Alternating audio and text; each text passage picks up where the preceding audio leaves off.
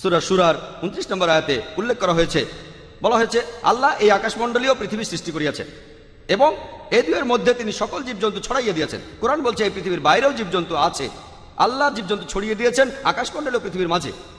এমন বৈজ্ঞানিক প্রমাণ নেই, বিজ্ঞানে এটা প্রতিষ্ঠিত নয় যে পৃথিবীর বাইরেও জীবন আছে। কিছুদিন হলো আমরা এখন রকেট পাঠাচ্ছি, বিভিন্ন গ্রহে স্পেসশিপ পাঠাচ্ছি, স্যাটেলাইট রয়েছে ইত্যাদি।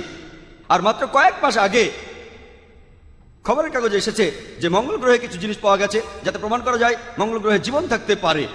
আর এই সম্ভবত গত পরশুদিনের টাইমস অফ ইন্ডিয়ার খবরটা এসেছিল যে চাঁদে বিজ্ঞানীরা পানি খুঁজে পেয়েছে। তাহলে ভবিষ্যতে গবেষণার জন্য সুবিধা হয়ে গেল, আমাদের পৃথিবী থেকে চাঁদে পানি নিয়ে যাওয়ার দরকার নেই, চাঁদের পানি পাওয়া যাবে আর সেই পানি ব্যবহার করা যাবে, আমাদের তাতে কোনো সমস্যাই হবে না।